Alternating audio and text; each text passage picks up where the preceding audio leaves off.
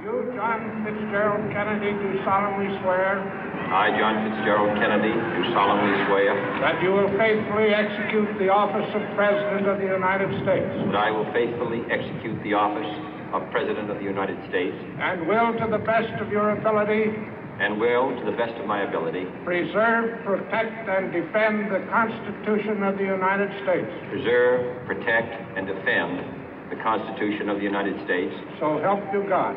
So help me God.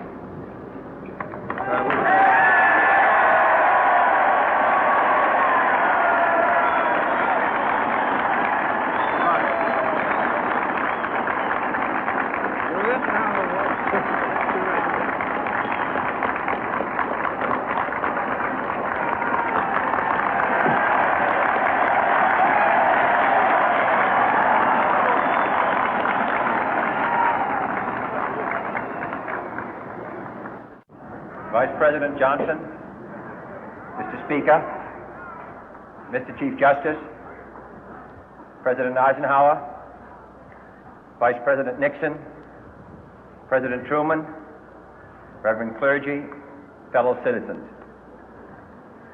We observe today not a victory of party, but a celebration of freedom, symbolizing an end as well as a beginning, signifying renewal as well as change.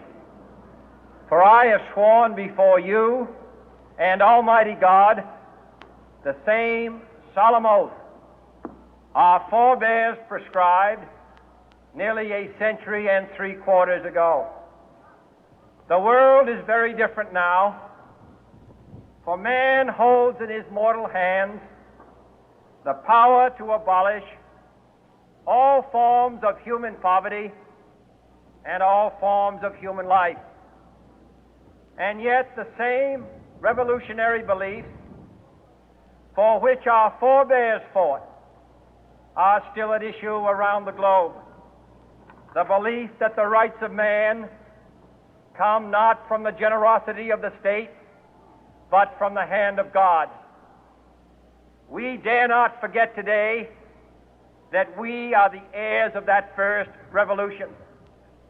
Let the word go forth from this time and place to friend and foe alike that the torch has been passed to a new generation of Americans born in this century, tempered by war, disciplined by a hard and bitter peace, proud of our ancient heritage, and unwilling to witness or permit the slow undoing of those human rights to which this nation has always been committed and to which we are committed today at home and around the world.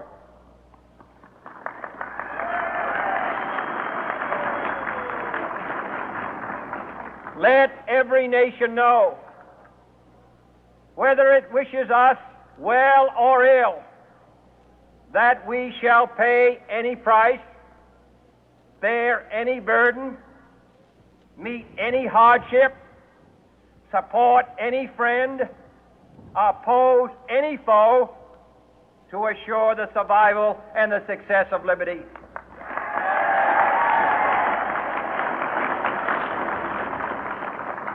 This much we pledge and more. To those old allies whose cultural and spiritual origins we share, we pledge the loyalty of faithful friends. United, there is little we cannot do in a host of cooperative ventures. Divided, there is little we can do, for we dare not meet a powerful challenge at odds and split asunder. To those new states whom we welcome to the ranks of the free, we pledge our word that one form of colonial control shall not have passed away, merely to be replaced by a far more iron tyranny. We shall not always expect to find them supporting our view, but we shall always hope to find them strongly supporting their own freedom, and to remember that in the past, those who foolishly sought power by riding the back of the tiger ended up inside.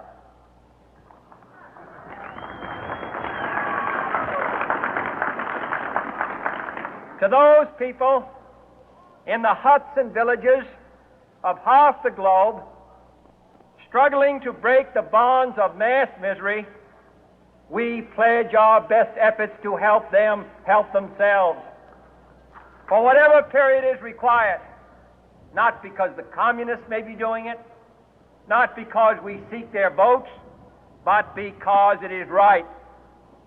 If a free society cannot help the many who are poor, it cannot save the few who are rich.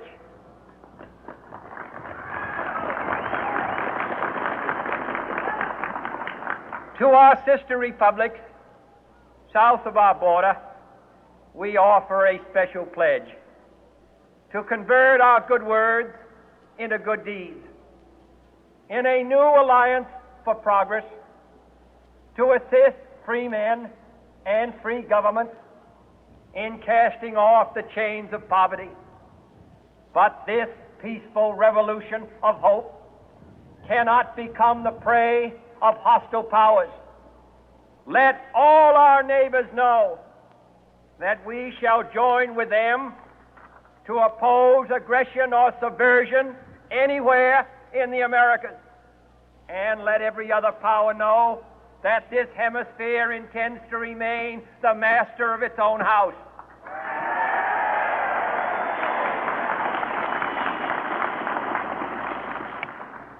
To that World Assembly of Sovereign States, the United Nations, our last best hope, in an age where the instruments of war have far outpaced the instruments of peace, we renew our pledge of support to prevent it from becoming merely a forum for invective, to strengthen its shield of the new and the weak, and to enlarge the area in which its writ may run.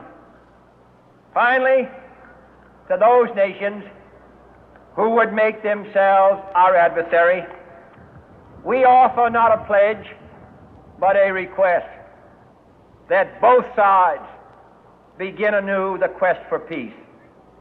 Before the dark powers of destruction, unleashed by science, engulf all humanity in planned or accidental self-destruction, we dare not tempt them with weakness, for only when our arms are sufficient beyond doubt can we be certain beyond doubt that they will never be employed. But neither can two great and powerful groups of nations take comfort from our present course, both sides overburdened by the cost of modern weapons, both rightly alarmed by the steady spread of the deadly atom,